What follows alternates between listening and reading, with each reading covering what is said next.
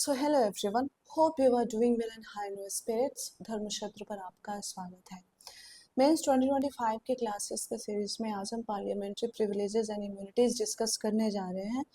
और ये टॉपिक इसलिए भी इम्पोर्टेंट हो जाता है कि 2024 में सुप्रीम कोर्ट का एक लैंडमार्क जजमेंट आया इस कंटेक्स्ट में। 2024 में कोई क्वेश्चन नहीं आया।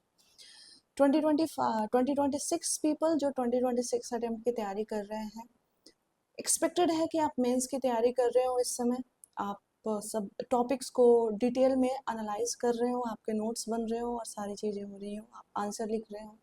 अगर आपको लगता है कि मेंस की तैयारी करना है, स्पेशली जो प्री और मेंस में जो कॉमन सब्जेक्ट्स हैं, अगर आपको लगता है कि that need not done, then ये डिस्कशन देख लीजिए आप एक बार कि कैसे आपसे सवाल पूछे जा सकते हैं। और आपको लगेगा कि पढ़ा तो था बट और remember now PT is no more a game. ये तुक्का का गेम नहीं है और ना ही आप चीट कोड्स एक्सेट्रा एक्सेट्रा देख के जा सकते हैं। सो बिल्कुल इस क्लास को आप फॉलो करिए और नोट्स बनाइए एंड क्लास के बाद कुछ कंक्लूडिंग वर्ड्स दूंगे। चलिए, सबसे पहले हम देखेंगे कि व्हाट आर द हम किन पिलर्स पे इस क्लास को प्लेस कर रहा है। तो सबसे पहले हम देखेंगे कि what are the previous year questions जो कि पूछे गए हैं आपके स्क्रीन पे हैं। एंड उसके बाद हम देखेंगे if you see the previous year question 2014 और 2017 में यूपीएससी ने ये क्वेश्चंस पूछे हैं 2 बार, और दोनों बार इस टॉपिक से जो क्वेश्चन आए एक ही थीम पर है, codification of privileges and immunity. Privileges and immunities का जो कोडिफिकेशन नहीं हुआ है, उससे रिलेटेड इश्यूज, उससे जो इश्यूज इमानेट हो रहे हैं, उस पे आपके ये सवाल बेस्ड रहे हैं। सो बट हम यहाँ पे सिर्फ इसी की कोडिफिकेशन नहीं हुआ है, absence of legal codification of parliamentary privileges से हम तक सीमित नहीं रहेंगे। हम पूरे पार्लियामेंट्री प्रिविलेजेस एंड इम्यूनिटीज को होलिस्टिकली डिस्कस करेंगे। इंट्रो, बॉडी, कंक्लूजन क्या क्या है, सारी चीज़ें, कंटेम्प्ट ऑफ हाउस और ये सारी चीज़ें डिस्कस करेंगे। तो चलिए पिलर्स देख लेते हैं कि पिलर्स क्या क्या है, किन पिलर्स पे डिस्कशन बेस होने वाला है। सबसे पहले हम देखेंगे कि आपको इंट्रोड्यूस कैसे करना है पार्लियामेंट्री प्रिविलेजेस को जब भी आता है। तो फिर हम देखेंगे कि what is the rationally behind including parliamentary privileges and immunities in parliamentary democracy, right? Now then we'll see what are the sources. So what are the sources of this parliamentary privileges and immunities, and then we'll move to a broader concept called contempt of house and its type.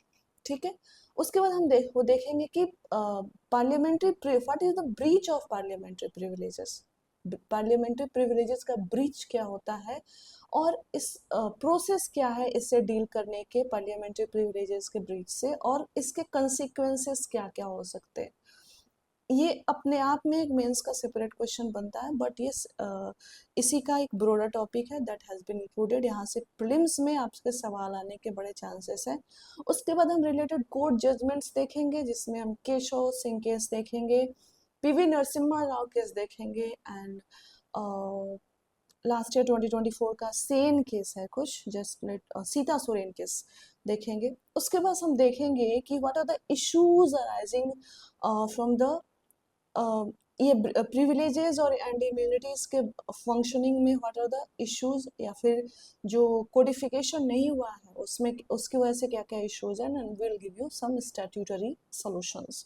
So let's start the discussion.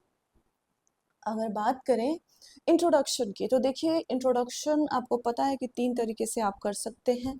पहला है कि आप define कर सकते हैं, दूसरा है आप हिस्टोरिकल पर्सपेक्टिव दे सकते हैं, तीसरा आप रिसेंट कंटेक्स्ट भी ऐड कर सकते हैं। तीनों आपको दिया गया है, आप इन तीनों में से चाहे जो तरीका इस्तेमाल करें, आप तीनों को इंट्रोड्यूस कर सकते हैं। So if you want to define parliamentary privileges, आप अगर अगर आप पार्लियामेंट्री प्रिविलेजेस को इंट्रोड्यूस कर रहे हैं और आप डिफाइन करना चाहते हैं, so how you will define कि parliamentary privileges special rights, immunities and exemptions हैं। पार्लियामेंट्री प्रिविलेजेस क्या है?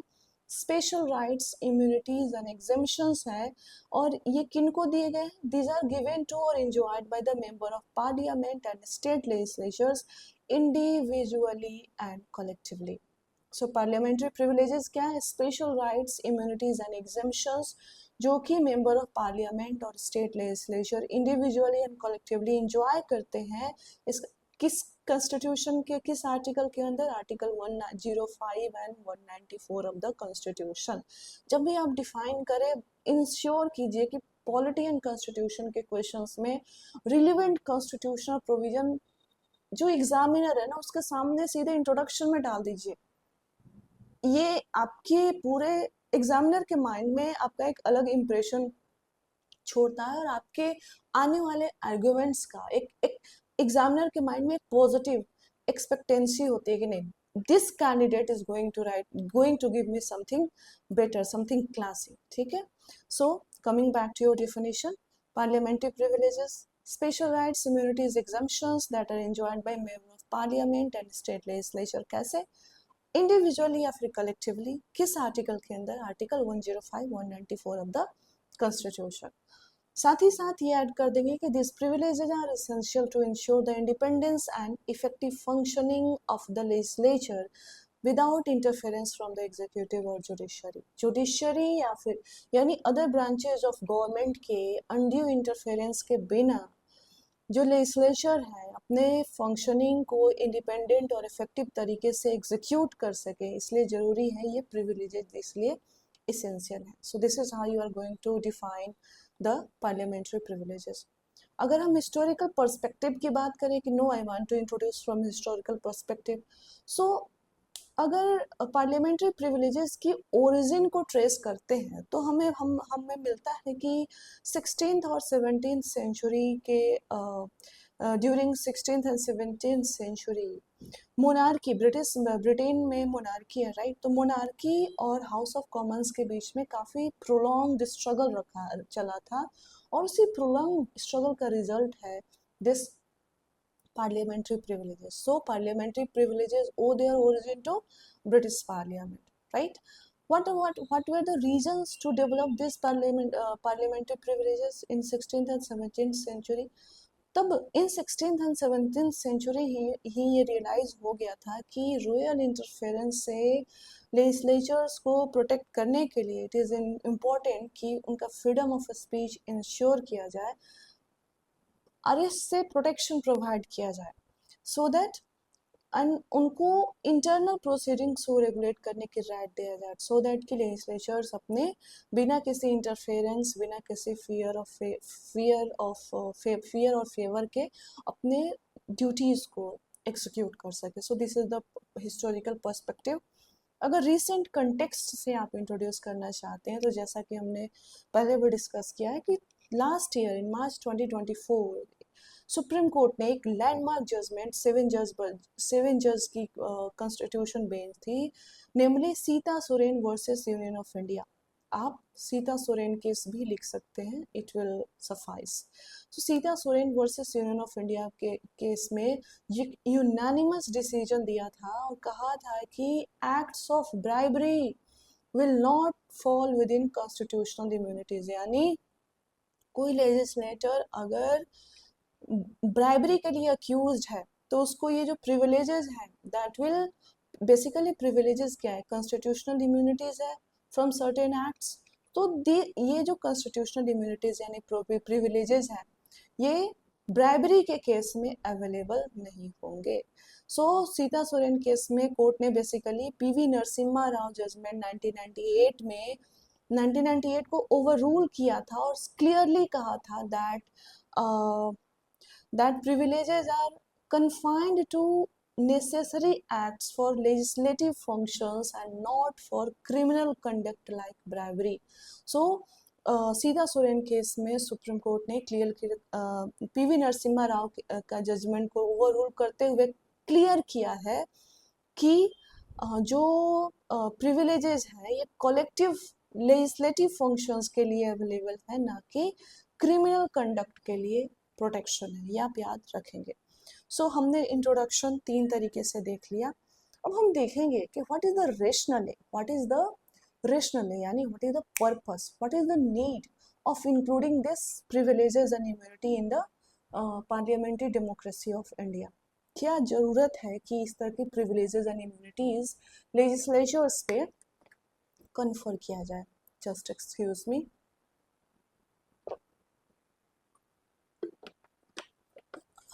Okay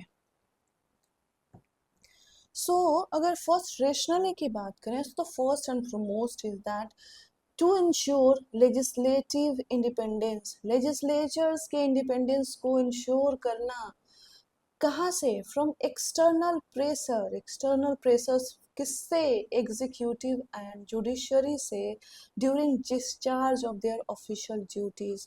if you read article 75 of the constitution it says collective responsibility, यानी लेजिस्लेचर का सबसे फंडामेंटल टास्क क्या है, without enacting legislature laws and etcetera, सबसे फंडामेंटल टास्क है कि एग्जीक्यूटिव को रिस्पॉन्सिबल ठहराना, एग्जीक्यूटिव की जिम्मेदारी तय करना. साथ ही साथ अगर जुडिशरी की बात करें तो we have read about impeachment, और इम्पीचमेंट किसका प्रीरोगेटिव है, इम्पीचमेंट किसका प्रीरोगेटिव है, लेजिस्लेचर का. सो ये इंश्योर कराना कि लेजिस्लेचर जो है अपने ड्यूटीज को, ऑफिशियल ड्यूटीज को बिना किसी एक्सटर्नल प्रेशर के डिस्चार्ज कर सके, और साथ ही साथ जो मेंबर्स हैं अपने ओपिनियंस को फ्रीली वॉइस कर सके, एग्जीक्यूटिव से क्वेश्चन आस्क कर सके, और साथ ही साथ डिबेट में बिना किसी लीगल एक्शन के फियर के पार्टिसिपेट कर सके, अपने ओपिनियंस को फ्रीली वॉइस कर सके. It is important, it is that's why it is important to give them certain privileges and immunity. Hopefully आपको समझ में आ गया होगा. इसी से दूसरा पॉइंट डिराइव होता है, to facilitate free and fearless debate. If you read article 105 clause 1 of the constitution, you will understand कि पार्लियामेंट में फ्रीडम ऑफ स्पीच नेसेसरी है मीनिंगफुल डेलिबरेशन के लिए. पार्लियामेंट का काम क्या है, गवर्नमेंट की फंक्शनल क्रिटिसिज्म होना चाहिए, साथ ही साथ लेजिस्लेटिव स्क्रूटनी होनी चाहिए. इसके लिए ज़रूरी है कि जो आर्टिकल 1051 में फ्रीडम ऑफ स्पीच दिया गया है लेजिस्लेचर को पार्लियामेंट में, that is important. And this freedom of speech or the privileges granted under 105, they create safe space for legislature कि वो अपने आप को एक्सप्रेस कर सकते हैं. And this is important for vital functioning of democracy. So एक free and fearless debate create करना है, उसके लिए ज़रूरी है कि जो लेजिस्लेचर्स हैं उनको सेफ स्पेस प्रोवाइड किया जाए, सो दैट वो अपने वॉइस, चाहे गवर्नमेंट की क्रिटिसिज्म हो या फिर लेजिस्लेटिव स्क्रूटनी करनी हो, वो अपनी वॉइस को एक्सप्रेस कर सकते हैं. So that's why privileges and immunities are important. Again third privilege, why third reason, what is the third rationale for giving privileges and immunities to the legislature, from to prevent disruption of legislative business. Specially जैसे कि अगर आप अभी हम देखेंगे कि जो legislatures हैं दे हैव इम्यूनिटी कि वो सिविल केसेस में अरेस्ट नहीं किए जा सकते हैं ड्यूरिंग सेशन बिफोर सर्टेन 40 दिन पहले एंड 40 दिन आफ्टर द सेशन. इसका पर्पस क्या है, इसका पर्पस है कि फॉल्स एलिगेशन, फॉल्स लिटिगेशन से या फिर फॉल्स एलिगेशन लगा के अरेस्ट करा करके पार्लियामेंट्री प्रोसीडिंग को इंटेंशनली डिसरप्ट ना किया जाए. क्लियर है. And this ensures uninterrupted attention of the legislature and the functioning of the house. So to prevent disruption of legislative business by providing immunity from arrest in civil cases during and before and after the session, and to prevent intentional disruption of proceedings by malicious litigation or arrest. इसके बाद what are the next rationale? Maintaining institutional autonomy को भी maintain करना है. और इसके लिए कौन से प्रिविलेज दिए गए हैं, लेजिस्लेचर को यानी सेंटर में पार्लियामेंट में और स्टेट्स में स्टेट असेंबली को, they have power to regulate internal affairs, यानी जैसे कि डिसिप्लिनरी मैटर्स हो गए, कंटेम्प्ट के मैटर्स हो गए, and they have been allowed to act as self-governing bodies so that executive overreach को चेक किया जा सके और separation of powers को इंश्योर किया जा सके. क्लियर है. इंस्टीट्यूशनल ऑटोनॉमी मेंटेन करना है ताकि कैसे by making them self governing bodies. Legislature को सेल्फ गवर्निंग बॉडीज बनाया गया है और वो अपने इंटरनल अफेयर्स यानी जैसे कि को डिसिप्लिनरी मैटर्स हैं, कंटेम्प्ट है, इनको खुद रेगुलेट कर सकते हैं ताकि सो दैट एग्जीक्यूटिव ओवररीच ना करे, जुडिशरी इंटरफेयर ना करे एंड सेपरेशन ऑफ पावर्स को मेंटेन किया जा सके। अगेन अगर हम देखें डेमोक्रेटिक अकाउंटेबिलिटी को प्रोटेक्ट करना है, राइट? कैसे? सी जो लेजिस्लेटर्स हैं यानी जो member of parliament and MLAs हैं, ये कौन है? They are representative of the will of the people. उन्हें मैं और आप ही इलेक्ट करके भेजते हैं, यानी हमारे विल के रिप्रेजेंटेटिव है ये लेजिस्लेटर्स। सो उनकी उनकी जो एबिलिटी है क्वेश्चन करने की, उनकी जो एबिलिटी है एक्सपोज करने की, यानी या फिर उनकी जो एबिलिटी है गवर्नमेंट को अपोज करने की, एक्सपोज करने की, क्वेश्चन करने की, ये कॉन्स्टिट्यूशनली प्रोटेक्टेड होना चाहिए। Why? Because they are representative of the will of the people. क्यों? क्योंकि बिना इस तरह की इम्यूनिटीज के या फिर उनके पास ये फियर हो कि एग्जीक्यूटिव से सवाल करेंगे तो एग्जीक्यूटिव विल रिटेलिएट, ये डिसेंट को साइलेंट कर सकता है and this will undermine the democratic process. इसलिए जरूरी है कि to protect democratic accountability the member of parliaments and state legislature should be granted certain privileges and immunities. historical precedents and constitutional continuity, because we have एक और argument है, हमने constitutional continuity की बात करें तो हमने ब्रिटिश पार्लियामेंट्री सिस्टम को इनहेरिट किया है, सो वहाँ से भी कंटिन्यू हो रहा है, right? And these are constitutionally enshrined to uphold spirit of parliamentary democracy, ये आप याद रखेंगे। अब हमने देख लिया कि what are the rational reasons, क्या है प्रिविलेजेस एंड इम्यूनिटीज को इंक्लूड करने के लिए। अब हम देखेंगे कि what are the key sources of parliamentary privileges in India. What are the key sources of parliamentary privileges in India. Sources कौन कौन ऐसे हैं पार्लियामेंट्री प्रिविलेजेस के? देखिए अगर सोर्सेस की बात करें, इशू यहीं से अराइज होता है कि कोई there is no single source, there is no single source. And जब एक सिंगल सोर्स नहीं है, यानी कहीं कॉन्स्टिट्यूशन में एक बात लिख दी गई, किसी स्टैट्यूट में एक बात लिख गई, कन्वेंशन से कुछ आ गया, जुडिशियल प्रोनाउंसमेंट से कुछ आ गया, तो एक सिंगल सोर्स नहीं है और इसीलिए इसको बोलते हैं अनकोडिफाइड। देखिए अनकोडिफाइड का ये मतलब नहीं होता है कि रिटन नहीं है, ठीक है? अनकोडिफाइड का ये मतलब नहीं होता है कि रिटन नहीं है। भाई कॉन्स्टिट्यूशन में अगर कोई बात लिखी गई है वो तो लिखा हुआ है, राइट? अगर किसी लॉ में कोई बात लिखी गई है तो वो तो लिखा हुआ है।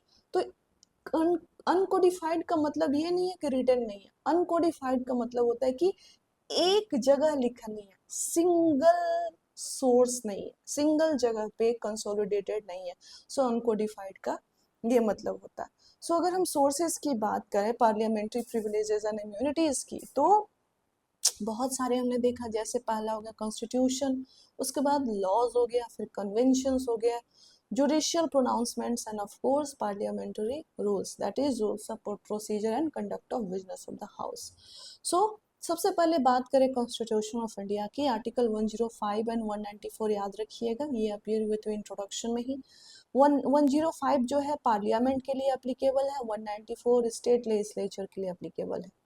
105 एंड 194 जो है ये प्रोवाइड करते हैं freedom of speech in the house. पहली बात याद रखिएगा क्या क्या रिटेन है कि 105 एंड 194 में फ्रीडम ऑफ स्पीच है, कहाँ पे?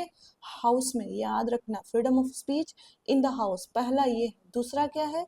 Immunity from court proceedings from anything said और डन इन द हाउस। दूसरी क्या है?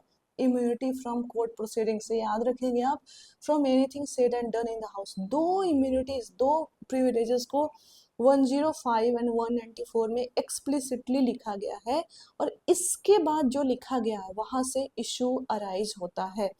इनके ये एक्सप्लिसिटली है, इनके अलावा क्या कहा गया है कि इनके अलावा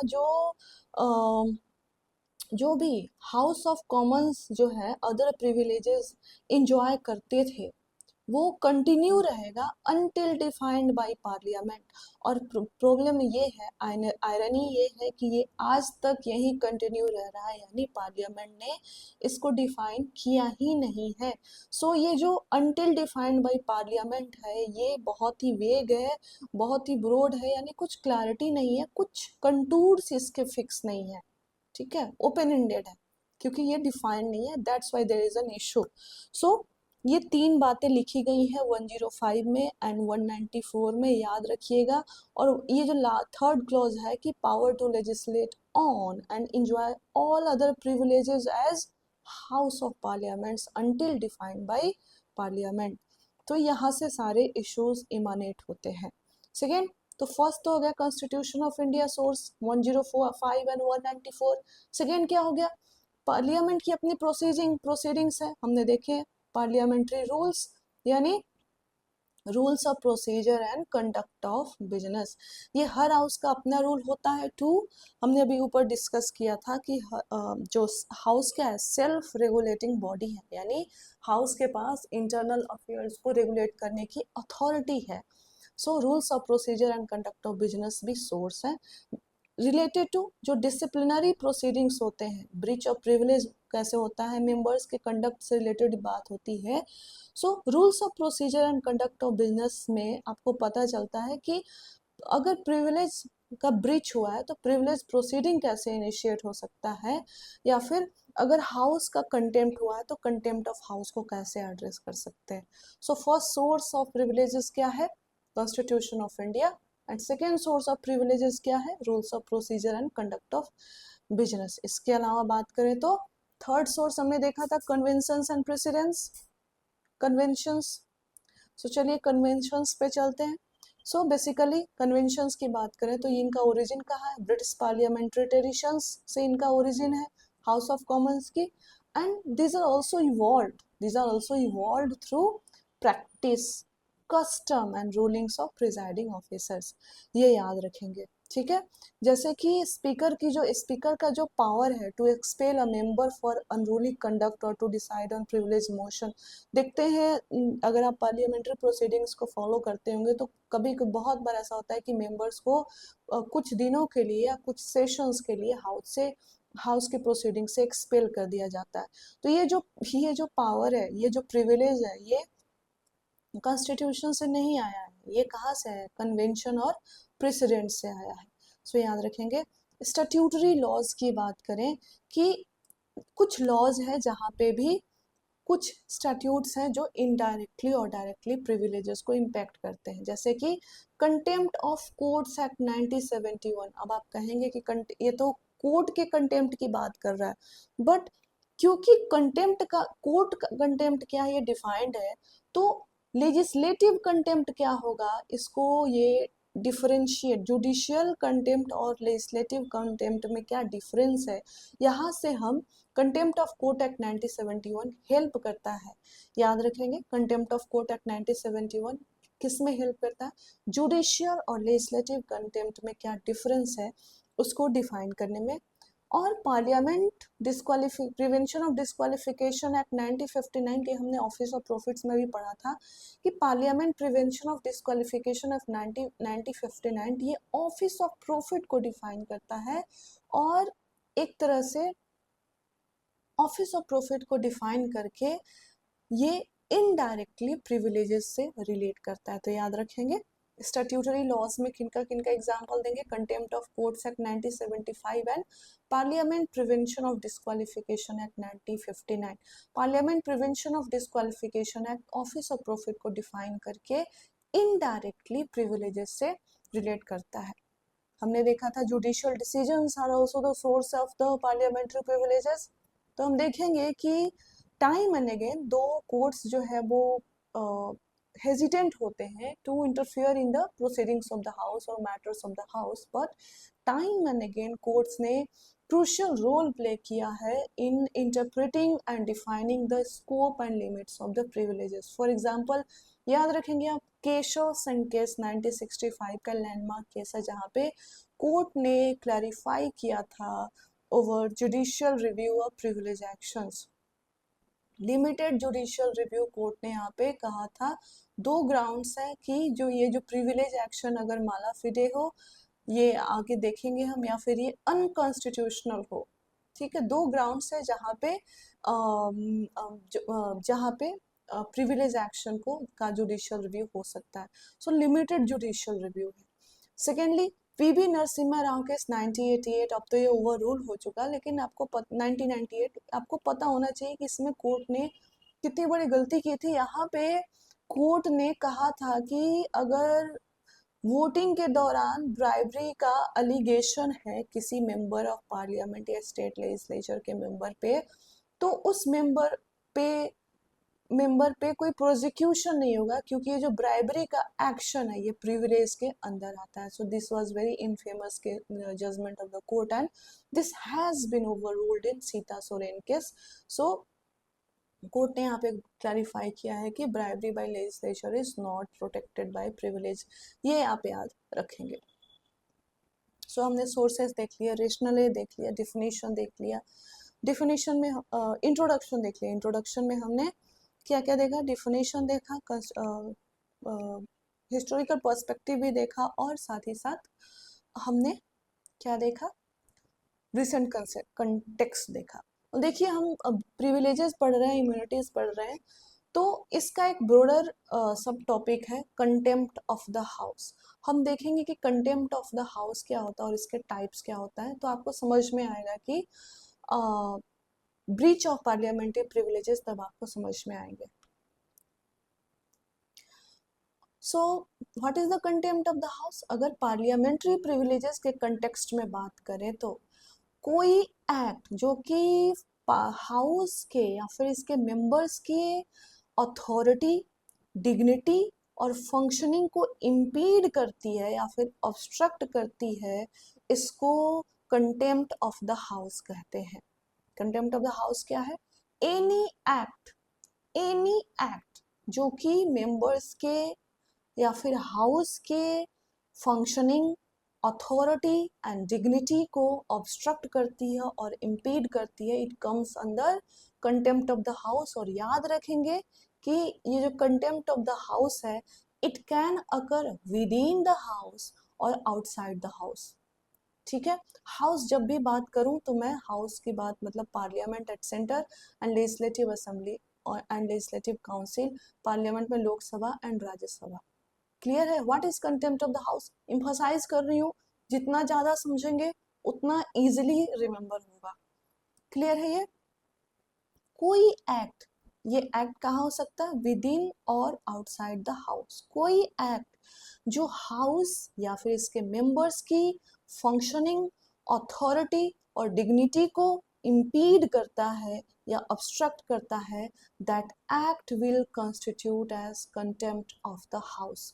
रिमेंबर दिस। इसके बाद हम देखेंगे types of contempt of the house. Types of contempt of the house, इसके 5 टाइप्स हैं। उसमें पहला है ब्रीच ऑफ प्रिविलेज, इसलिए आपको ये कंटेम्प्ट ऑफ द हाउस बताना जरूरी था। ब्रीच ऑफ प्रिविलेज क्या है? ब्रीच ऑफ प्रिविलेज भी एक क्या है? कंटेम्प्ट ऑफ द हाउस है। सो ब्रीच ऑफ प्रिविलेज मतलब क्या कि जो भी स्पेसिफिक प्रिविलेजेस या इम्यूनिटीज जो हमने डिस्कस किया 105 में, 194 में है, या फिर 2 एक्ट्स हमने डिस्कस किया, सीपीसी के कुछ प्रोविजंस हैं, इसके अंदर जो भी स्पेसिफिक प्रिविलेजेस और इम्यूनिटीज मेंबर्स इंडिविजुअली या फिर हाउस कलेक्टिवली इंजॉय करती है, अगर इन स्पेसिफिक प्रिविलेजेस और इम्यूनिटीज में से किसी का भी वायोलेशन होता है, that will constitute breach of privilege. Simple simple. जो प्रिविलेज हाउस को और इसके मेंबर्स को मिला है, अगर उनका वायोलेशन होता है, ब्रीच ऑफ प्रिविलेज होगा। It's as simple as that. Example देखते हैं। Publishing false reports of house proceedings. हाँ, आप एक रिपोर्टर हैं, जर्नलिस्ट हैं, और हाउस की जो प्रोसीडिंग्स हो रही है उसकी फॉल्स पब्लिशिंग करते हैं, फॉल्स रिपोर्टिंग करते हैं। You are an ordinary citizen और any person or any person including a civil servant, or you are a member of parliament and you are obstructing another MP or MLA from attending the house, then it will constitute breach of privilege. या फिर जो parliament की जो confidential documents हैं, इसको आप disclose कर दें, किसी तरह से आपके हाथ लग जाए या फिर आप उसके साथ टेम्पर कर दें, that will also come under breach of privilege. So यहाँ से याद रखेंगे कि एक मिनट,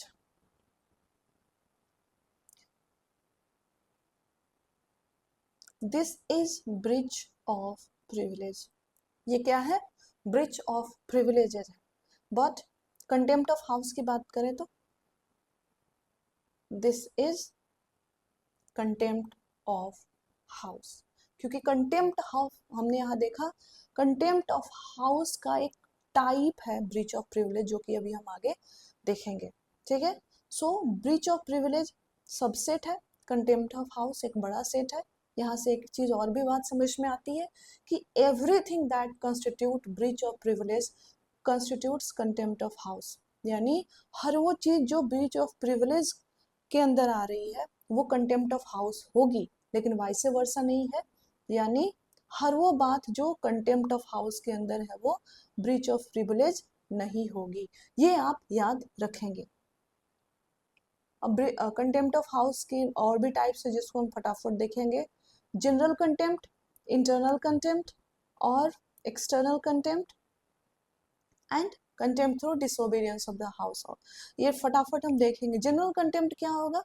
कोई act, any act, word is important, any act that undermines the authority, these words are very important, these words should come into आपके answer में होने चाहिए, that undermines the authority, dignity or functioning of the house even if it does not violate a specific privilege, यानी ये privilege के breach में तो नहीं आ रहा है, बट ये ऐसा एक्ट है जो कि हाउस की अथॉरिटी, डिग्निटी और फंक्शनिंग को अंडरमाइन कर रहा है, तो ये जनरल कंटेम्प्ट में आ जाएगा।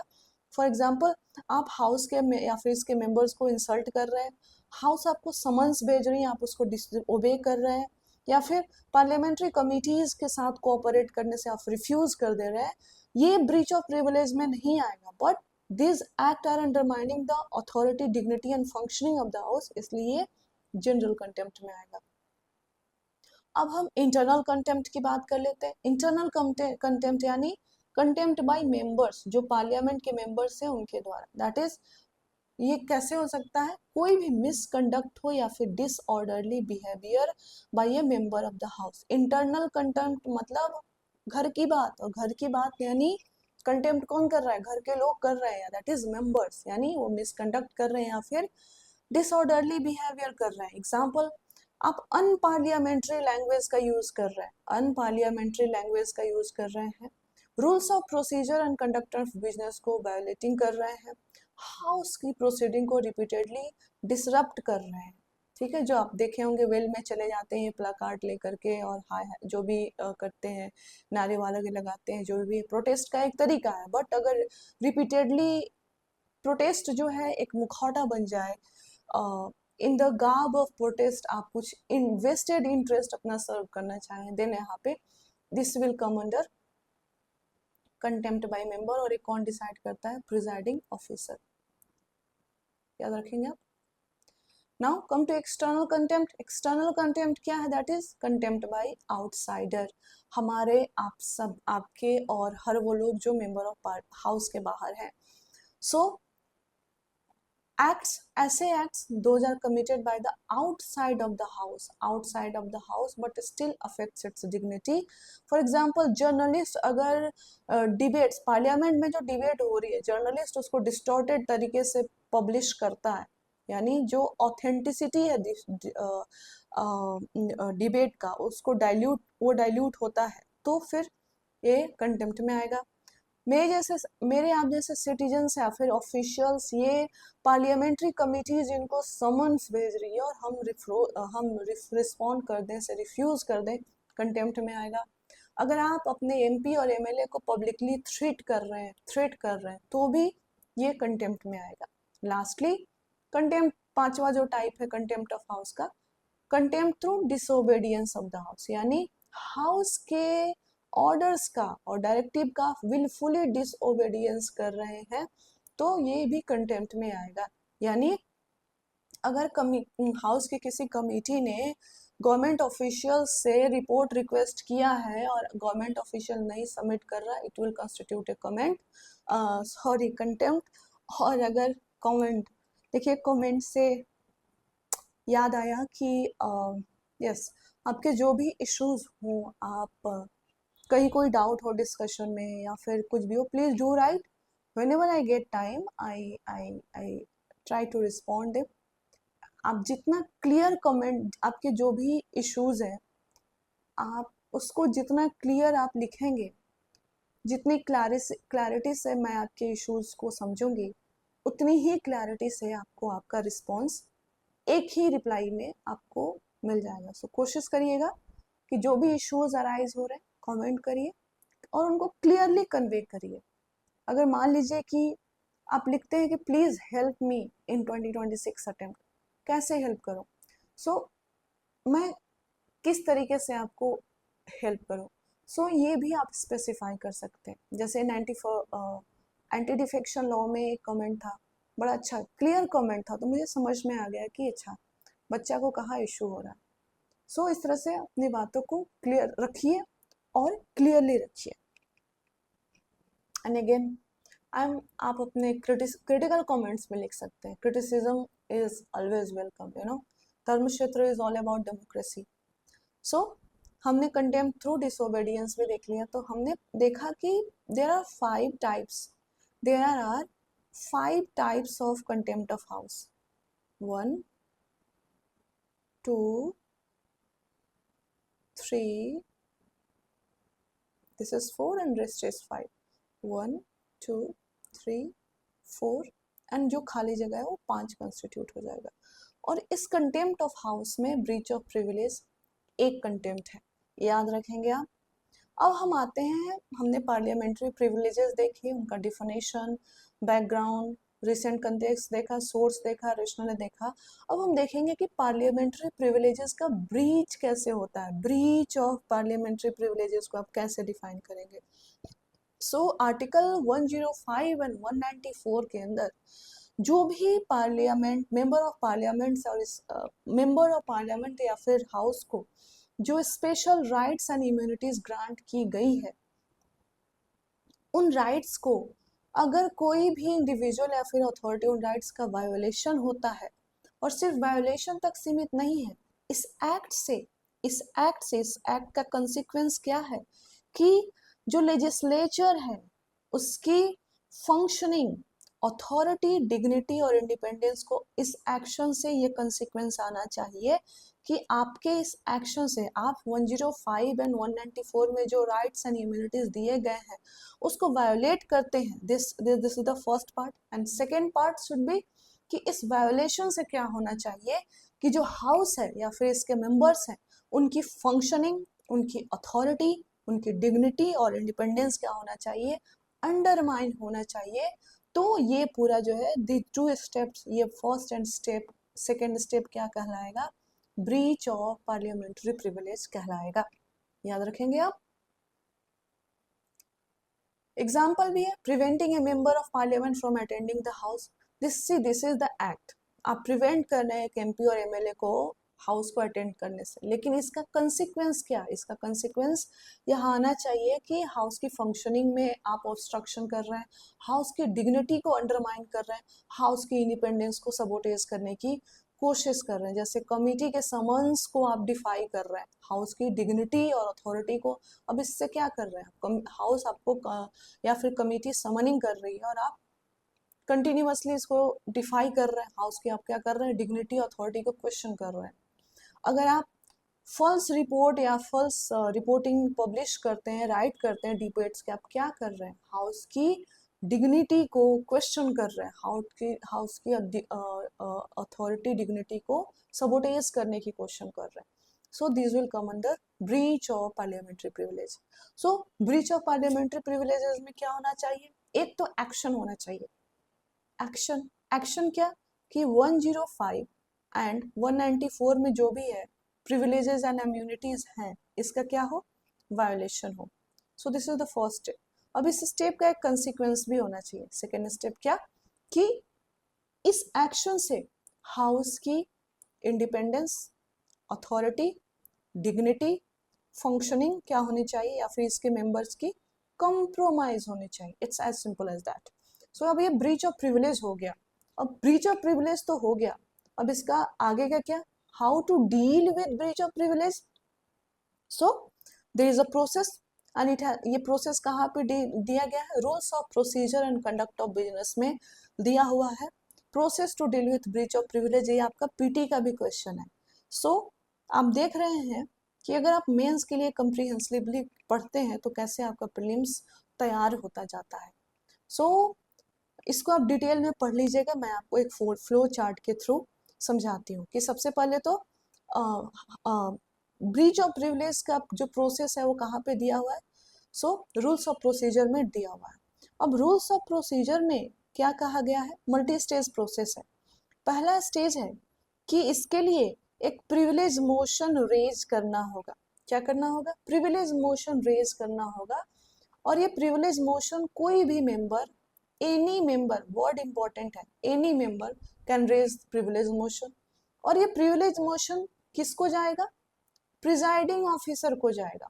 एंड दिस प्रिविलेज मोशन जो है वो कहने सुनने की बात नहीं है, देखा देखी की बात है यहाँ पे, यानी आपको लिखित में देना होगा, that is it should be in writing, कहने सुनने की बात नहीं है। ठीक है। सो प्रिविलेज में मोशन पार्लियामेंट में रेज करना होगा, कोई भी मेंबर कर सकता है। एंड ये किसको देना है, प्रिजाइडिंग ऑफिसर को देना है। And it should be in लिखित, राइटिंग में होना चाहिए। अब प्रिजाइडिंग ऑफिसर के पास जब प्रिविलेज मोशन आता है तो प्रिजाइडिंग ऑफिसर के पास दो रास्ते हैं। प्रिजाइडिंग ऑफिसर के पास क्या है, अब जहां भी दो रास्ते आ गए यानी क्या है, डिस्क्रिशन है। प्रिजाइडिंग ऑफिसर के पास क्या है, डिस्क्रिशन है। डिस्क्रिशन किस चीज का, कि प्रिजाइडिंग ऑफिसर इसको एडमिट कर सकता है और प्रिजाइडिंग ऑफिसर इसको डिसमिस कर सकता है। और डिसमिस कर दिया, खेल खत्म, बाजार बंद, यानी इसके बाद कोई बात आगे बढ़ेगी ही नहीं, नो बोल दिया प्रिजाइडिंग ऑफिसर ने। सो यहाँ पे चैप्टर क्लोज। लेकिन प्रिजाइडिंग ऑफिसर ने एडमिट कर लिया, उसके बाद अब क्या होगा, बात बढ़ेगी। और बात बढ़ेगी तो दूर तक जाएगी। कैसे दूर तक जाएगी, अब क्योंकि प्रिजाइडिंग ऑफिसर ने एडमिट कर लिया है तो इसके पास रास्ते हैं। क्या क्या रास्ते हैं, कि प्रिजाइडिंग ऑफिसर इस प्रिविलेज मोशन को कमिटी ऑफ प्रिविलेजेस को रिफर कर दे। प्रिजाइडिंग ऑफिसर प्रिविलेज मोशन को कमिटी ऑफ प्रिविलेजेस को रिफर कर दे, या फिर डायरेक्टली बिना कमिटी ऑफ प्रिविलेजेस को रिफर किए हुए सीधा हाउस में मैटर ले लिया जाए, हाउस जो है इस पर डिबेट करें, डिस्कशन करें। ठीक है। अब इन दोनों केसेस में अब कमिटी ऑफ प्रिविलेजेस के पास मसला आया है तो क्या होगा, ये कमिटी इन्वेस्टिगेट करेगी, जो कंप्लेनेंट है और जो अक्यूज्ड है दोनों को सुनेगी, अगर जरूरत पड़े तो समन भी करेगी। और इसके बाद ये कमिटी ऑफ प्रिविलेजेस अपनी रिपोर्ट किसको सौंपेगी, हाउस को सौंपेगी। अब ये वापस से हम हाउस पे आ गए। ठीक है। सो नाउ अगेन हाउस के पास, अब हाउस के पास अब ये डिसीजन वापस आ जाता है कि हाउस जो है वो क्या क्या डिसीजन लेती है। यानी हाउस जो है resolution, house simple resolution pass कर दे, रेप्रिमांड कर दे, या फिर पनिश कर सकती है। अब हमको ये देखना है कि ये रिजोल्यूशन, रेप्रिमांड एंड पनिशमेंट में क्या क्या एक्शंस हाउस ले सकते हैं, यानी what are the consequences of privilege, breach of privileges and privilege motion. तो अगर हम कॉन्सिक्वेंसेस की बात करें, हमने देखा कि हाउस ने गिल्टी, कमिटी ने अपने रिकमेंडेशन दे दी है, प्रिविलेज कमिटी ऑफ प्रिविलेजेस ने, हाउस ने गिल्टी मान लिया, हाउस के पास एक्शन लेने के ऑप्शंस है। सो पहला ऑप्शन क्या है, एडमोनिशन और रेप्रिमांड, यानी फॉर्मल वार्निंग दे सकती है, समन्स के थ्रू सेंसर कर सकते हैं। ठीक है। दूसरा, ये most important, this can be asked in your prelims question, की इम्प्रिजनमेंट, हाउस आपको इम्प्रिजन कर सकती है अगर प्रिविलेज ब्रीच ऑफ प्रिविलेज हुआ है और प्रिविलेज मोशन आपके अगेंस्ट पास हो गया। आप कोई भी हो सकते हैं, servant, government official, private person, citizen या फिर मेंबर ऑफ पार्लियामेंट, कोई भी हो सकते हैं। अगर आपके अगेंस्ट प्रिविलेज मोशन पास हो गया है तो हाउस आपको इम्प्रिजन कर सकती है। कितने समय तक? For the session in duration. Please याद रखिएगा, यहाँ से पीटी क्वेश्चन बन सकता है। अगेन तीसरा रास्ता हाउस के पास क्या है कि आपको अगर आप मेंबर ऑफ पार्लियामेंट है तो आपको सस्पेंड कर दिया जाए उस पूरे सेशन के लिए, और आपका बहुत सीरियस डिफॉल्ट रहा है तो आपको एक्सपेल भी किया जा सकता है मेंबर से, याद रखिएगा। फोर्थ ऑप्शन क्या है हाउस के पास कि हाउस जो है आपको समन भेज सकती है और आपसे अनकंडीशनल अपोलॉजी टेंडर करने की डिमांड कर सकती है, that is someone and apology. ठीक है। लास्टली पांचवा ऑप्शन भी है अदर एक्शंस में, जैसे अगर आप प्रेस के पर्सन हैं और आप पे एलिगेशंस है कि आपने हाउस की डिग्निटी, आपकी पब्लिशिंग की वजह से हाउस की डिग्निटी जो है वो लोअर हुई है, तो आपके प्रेस क्रेडेंशियल को ही कैंसिल किया जा सकता है, आप पे फाइन लगाया जा सकता है, या फिर पार्लियामेंट के एक्सेस को बैन किया जा सकता है। ये याद रखेंगे आप। इसका एग्जांपल है 2003 में विनीत नारायण जर्नलिस्ट थे और उनको उनके ऊपर उन्होंने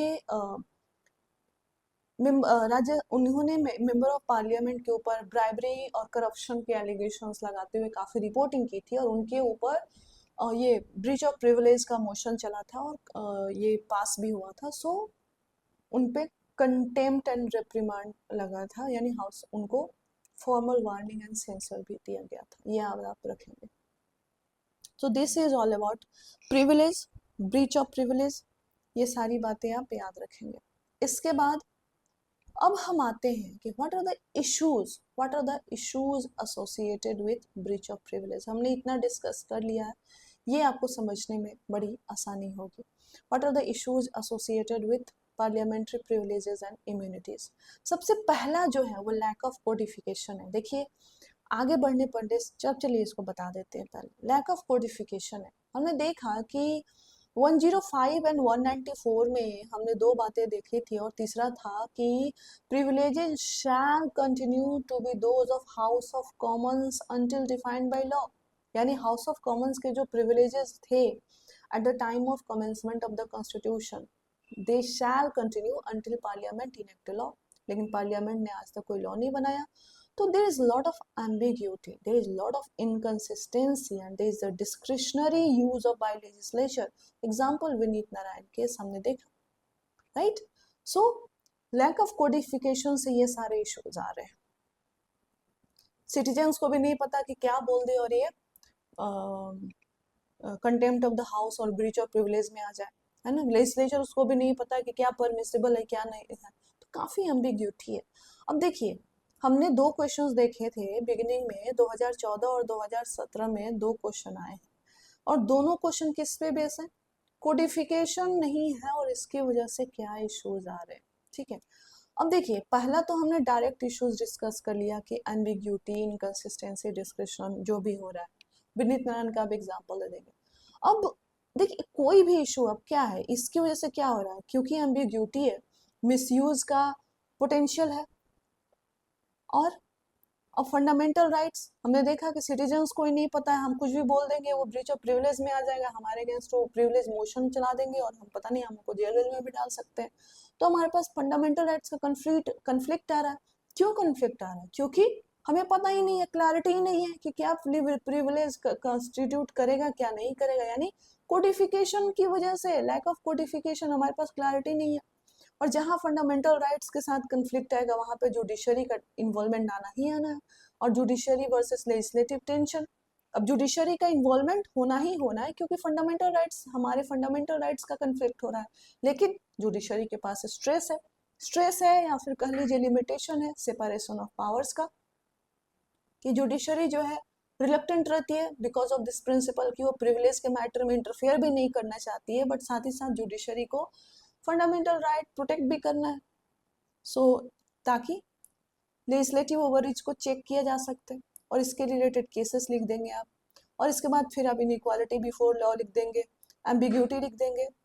तो आप समझ रहे हैं कि ये इश्यूज, चाहे आप कोई भी बात आती है आपको यही इश्यूज लिखने हैं। इस डिस्कशन के बाद आपको कोई और कंटेंट पे पढ़ना ही नहीं, कोई और कंटेंट पे जाना ही नहीं है, आपको सिर्फ इसी कंटेंट को समझना है, पढ़ना है और कंटेक्चुअलाइज करना सीखना है। सो अगर हम चलिए डिस्कस कर लेते हैं lack of issues, lack of codification हमने डिस्कस कर लिया। अब पोटेंशियल मिसयूज की बात कर लेते हैं और आर्बिट्ररी एक्शन की बात कर लेते हैं। तो देखिए, क्योंकि यहाँ पे एम्बिग्यूटी है और ये लेजिस्लेचर के ऊपर डिस्क्रिप्शन है to define what constitute privileges, ये अनडिफाइंड है, तो ये यूज किए जा सकते हैं टू सप्रेस डिसेंट, क्रिटिसिज्म और मीडिया फ्रीडम। क्लियर है? और हमने देखा कि लेजिस्लेचर ने कभी कभी प्रिविलेज मोशन का यूज जर्नलिस्ट के अगेंस्ट किया है, सिविल सर्वेंट्स के अगेंस्ट किया, या फिर वैसे लेजिस्लेचर के अगेंस्ट किया है जिन्होंने करप्शन या फिर क्रिटिसिज्म को एक्सपोज, करप्शन को एक्सपोज किया है। और एग्जांपल है 2003 में विनीत नारायण जर्नलिस्ट थे और उनको गिल्टी, ब्रीच ऑफ प्रिविलेज का गिल्टी पाया गया था फॉर एलिगेशंस अगेंस्ट एमपी, याद रखेंगे। इसके बाद कन्फ्लिक्ट ऑफ फंडामेंटल राइट्स, हमारे पास आर्टिकल 19(1)(a) में we have the freedom of speech and expression, and इसी के अंदर फ्रीडम ऑफ मीडिया भी आता है, फ्रीडम ऑफ प्रेस आता है। सो प्रिविलेजेस का यूज, क्योंकि क्लैरिटी नहीं है, सो प्रिविलेजेस का यूज करके मीडिया की आवाज को स्टिफल किया जा सकता है, दबाने की कोशिश की जा सकती है, सिटीजन्स वॉइस को भी दबाने की, स्टिफल करने की कोशिश की जा सकती है। ठीक है? सो ये हमेशा एक क्वेश्चन रहता है कि प्रिविलेज जो है वो इंडिविजुअल राइट्स या स्पेशली फंडामेंटल राइट्स को ओवरराइड कर सकते हैं क्या, वो भी डेमोक्रेसी में, राइट? अब जुडिशियल वर्सेस लेजिस्लेटिव टेंशन हमने देख लिया कि क्योंकि सेपरेशन, एक तरफ सेपरेशन ऑफ पावर्स है, दूसरी तरफ फंडामेंटल राइट्स कन्फ्लिक्ट में है, जुडिशरी का जो इंटरफेयर करने का अर्जेंसी भी है, साथ ही साथ डेलिकेट बैलेंस भी बनाना है।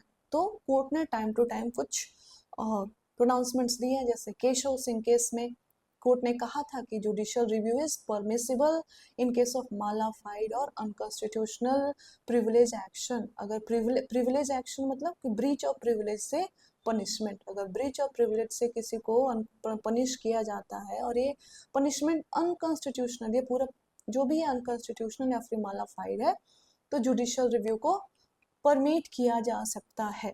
इसके अलावा Sita Soren versus union of India की बात करें, सीता सोरेन ऑफ इंडिया, इस केस में भी सुप्रीम कोर्ट ने कहा था कि अगर लेजिस्लेटर्स ब्राइबरी लेते हैं तो ये प्रिविलेजेस में प्रोटेक्टेड नहीं है, राइट? इनइक्वालिटी बिफोर लॉ की बात करते हैं, लेजिस्लेटर्स को हाउस में कुछ भी कहने का, they are protected, they can say anything, और कोई कोई उनको लीगल इम्यूनिटी है, you can not go to the court, right? यानी आप चाहे डिफेमेटरी रिमार्क्स वो हाउस में के अंदर लगा सकते हैं, but that is protected. But एक ऑर्डिनरी पर्सन अगर वो इस तरह की रिमार्क्स लगाए तो ये डिफेमेटरी रिमार्क्स, इस पे डिफेमेशन केस बनता है। So there is always a concern, that is ethical concern, that legislatures are shielding themselves from accountability. Clear है? इनइक्वालिटी बिफोर लॉ याद रखिएगा।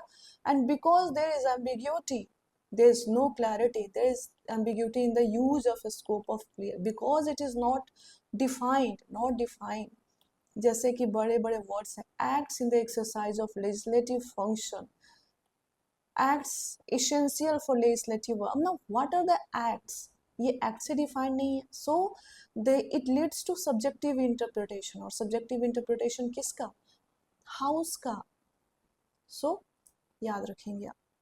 तो हमने इश्यूज देख लिए, कुछ भी इशू आए आपको सिर्फ कोडिफिकेशन के कंटेक्स्ट में पूछे, इसी को लिखना है, इसी 5-6 पॉइंट को लिखना है। अगर जनरल इश्यूज पूछे तो भी यही लिखना है, आपको कंटेंट के पीछे नहीं भागना है। इन क्लासेस के बाद कंटेंट कलेक्ट करने के पीछे आपको सिर्फ कंटेंट इनको बिल्ड करना है और इन्हीं कंटेंट को कंटेक्चुअलाइज करने की कोशिश करनी है।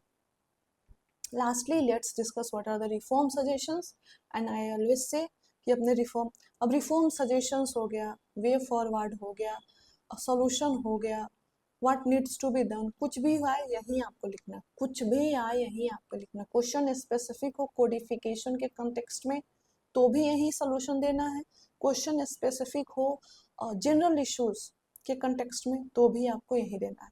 सो पहला जो है, सबसे पहले हम क्या रिकमेंड करेंगे कि भाई आप प्रिविलेजेस को रिकमेंड कर दी, प्रिविलेजेस को कोडिफाई कर दीजिए, सबसे बड़ा इशू तो यही है। और यही बात लॉ कमीशन की 173 रिपोर्ट और NCRWC 2002 ने रिकमेंड किया था कि प्लीज प्रिविलेजेस को कोडिफाई कर दीजिए, एक कम्प्रिहेंसिव पार्लियामेंट्री लॉ इनेक्ट कर दीजिए जो कि डिफाइन करे कि प्रिविलेजेस 105 और 194 का स्कोप क्या है, नेचर क्या है और लिमिटेशंस क्या है, इसको डिफाइन कर दे। अब ये जो डिफिनीशन है, ये जो कोडिफिकेशन है, ये क्या करेगा, ये जो एम्बिग्यूटी है इसको एलिमिनेट करेगा और साथ ही साथ जो मिसयूज है इसको प्रिवेंट करेगा। और ये किसने रिकमेंड किया है, लॉ कमीशन की 173 वोट है और NCRWC 2002 ने रिकमेंड किया है। NCRWC national commission to review the working of the constitution. आपको इसका फुल फॉर्म कभी भी लिखने की आवश्यकता नहीं है, आप हमेशा NCRWC लिखेंगे। दूसरा, पहला तो कहा गया कि आप कोडिफाई कर दीजिए, दूसरा कि प्रिविलेजेस को लेजिस्लेटिव फंक्शंस तक ही सीमित रखिए और जो क्रिमिनल एक्ट्स हैं उसको एक्सक्लूड कर दीजिए, जैसे कि ब्राइबरी, करप्शन, इसको इम्यूनिटी से एक्सक्लूड कर दीजिए। और इसको सपोर्ट भी किया है सुप्रीम कोर्ट ने सीता सोरेन केस में, जहाँ पे एक्ट ऑफ ब्राइबरी को स्कोप ऑफ इम्यूनिटी से एक्सक्लूड किया गया। ठीक है, तो प्रिविलेजेस को लेजिस्लेटिव फंक्शंस तक लिमिट रखिए और दूसरा कि एक्ट ऑफ ब्राइबरी को एक्सक्लूड कर दीजिए। साथ ही साथ प्रोसीजरल सेफगार्ड होना चाहिए कि privilege motion, breach of privilege होती है और प्रिविलेज मोशन इंट्रोड्यूस किया जाता है, उसका पूरा प्रोसीजर है, तो ये ट्रांसपेरेंट एंड फेयर प्रोसीजर होना चाहिए इसका, जैसे कि जो अक्यूज्ड है उसको नोटिस होना चाहिए, there should be right to be heard, and जो फाइंडिंग्स हैं जिसके बेसिस से पनिशमेंट हो रही है उसका पब्लिक डिस्क्लोजर होना चाहिए, सो दैट नेचुरल जस्टिस को प्रमोट किया जा सके, मेंटेन किया जा सके, हेल्ड किया जा सकते और पॉलिटिकली मोटिवेटेड प्रिविलेज एक्शन है इसको प्रिवेंट किया जा सके। याद रखेंगे आप। Lastly, judicial review of privilege action, ये हमने केस ऑफ सिंह सेन और Sita Soren case. Again judiciary को डेलिकेट बैलेंस बनाना है, दो लाइन्स है, as a protector of fundamental rights and separation of powers. So इसके बीच में लेजिस्लेटिव इंडिपेंडेंस को रिस्पेक्ट करते हुए भी प्रिविलेज रिलेटेड डिसीजंस को they should be open to limited judicial review. Word बहुत इंपॉर्टेंट है, इस बार आपके पीटी में भी आया था।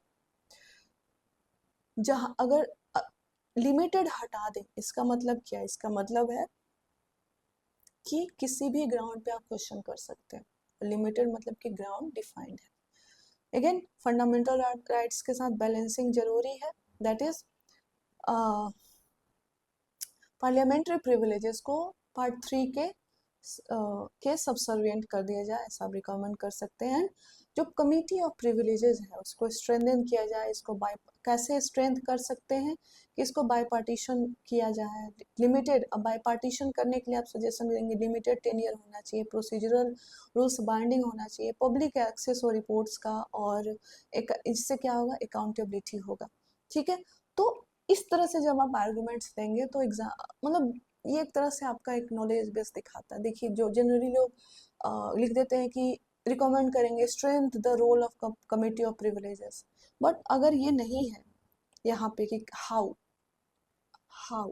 तो कि कमिटी को, और हाउ के बाद कि कैसे करना है और इसके साथ क्या आउटकम आएगा, यानी व्हाट और व्हाई नहीं है, देन आपका आर्गुमेंट इनसफिशिएंट रहता है। तो इसको फॉलो कीजिए, कोशिश करिए कि एक दो रिकमेंडेशंस कमेटी और कमीशंस के डाले जाए। जो भी आप रिकमेंडेशन डालते हैं कि क्या करना चाहिए, उसको कैसे कर सकते हैं और उसका बेनिफिट क्या होगा, ये भी इंक्लूड कीजिए। एंड इसके बाद मुझे नहीं लगता कि आपको किसी भी और कंटेंट और डिस्कशन की जरूरत होगी। I don't know what is the timing of this class, but I am pretty sure कि this class is going to be fruitful to all जो कि इसको वॉच करेंगे। Thank you very much.